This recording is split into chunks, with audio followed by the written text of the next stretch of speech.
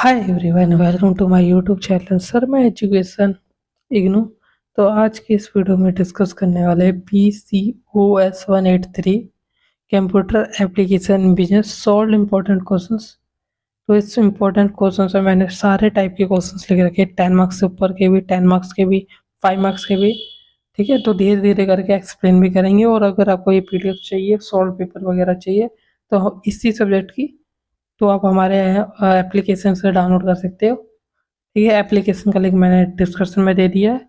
Solve वाले paper में जाकर वहाँ से बाय कर लेना। अब बात करते हैं इसकी। Explain generation of computer compare analog और डिजिटल। ठीक है, अब मेरे को हाइब्रिड कंप्यूटर देखो।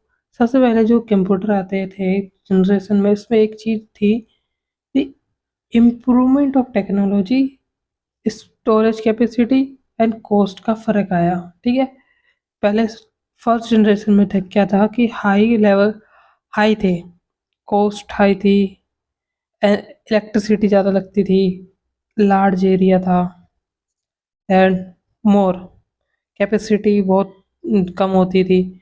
तो उसके लिए फर्स्ट जनरेशन में ऐसा ही था, वैक्यूम ट्यूब के लिए यूज़ होता था, वेरी लार्ज साइज। ठीक है, फिर सेकंड जनरेशन आई, इसको थोड़ा कम करा, हाई मतलब कॉस्ट हाई थी उसको लो कर दिया। ठीक है, कॉस्ट जो हाई थी, ये आप पढ़ लेना। ठीक है, उसके बाद कॉस्ट जो हाई थी उसको कम करा, फास्टर करा, एनर्जी कम लेने लगा, इलेक्ट्रिसिटी कम लेने लगा, प्रोग्रामिंग लैंग्वेज ईजी होने लगी। ये वैक्यूम ट्यूब के लिए था, अब ये ट्रांसलेटर के लिए यूज़ हुआ। तो ऐसी थर्ड जनरेशन और फोर्थ जनरेशन के बारे में दे रखा है।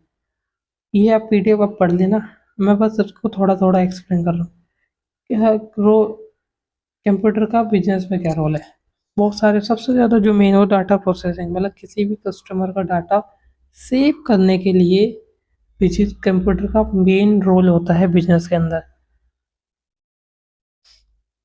ये आप लिख सकते हो, अकाउंटिंग एंड फाइनेंस के लिए होती है, मैनेजमेंट के लिए होती है, मेकिंग और सेल्स के लिए होती है। ठीक है, कम्युनिकेशन और decision making, banking and finance, communication, human resource management, ये सब के लिए इम्पोर्टेंट है। और थोड़ा थोड़ा इसके बारे में आप पढ़ लेना। उसके बाद आता है ऑपरेटिंग सिस्टम, ये थोड़ा इम्पोर्टेंट है बहुत ज़्यादा, तो ये आप पढ़ लेना। मैं जो ढूंढ रहा हूँ ई पेमेंट सिस्टम, ये बहुत ही इम्पोर्टेंट है। तो ये 5 है। उसके बाद अगर मैं आता हूँ, ये सब आप पढ़ सकते हो। मैं एक कोर्स, उसके बाद अगर हम बात करें कि 5 मार्क्स वाले क्वेश्चंस ये थे। ठीक है, तो ये भी आप पढ़ लेना।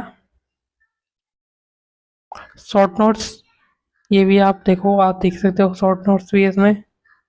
तो इसके क्या डिफरेंस वाले, कंपाइलर और इंटरप्रेटर क्या होता है, C++ पाइथन वगैरह यूज होती है कंपाइलर में, एंड्रॉयड और विंडो में क्या फ़र्क है, ये भी आप देख सकते हो।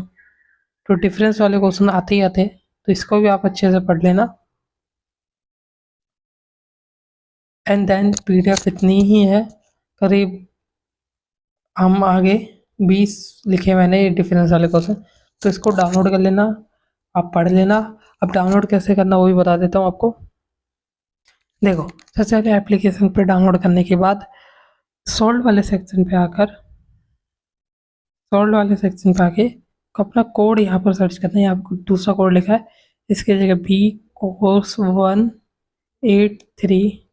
ठीक है, अपने आप आपको इम्पोर्टेंट क्वेश्चन हिंदी और इंग्लिश दोनों में ही है, तो उसकी टेंशन मत लो। Hindi and English both are okay. तो मिलते हैं अगली वीडियो में अगले सब्जेक्ट के साथ।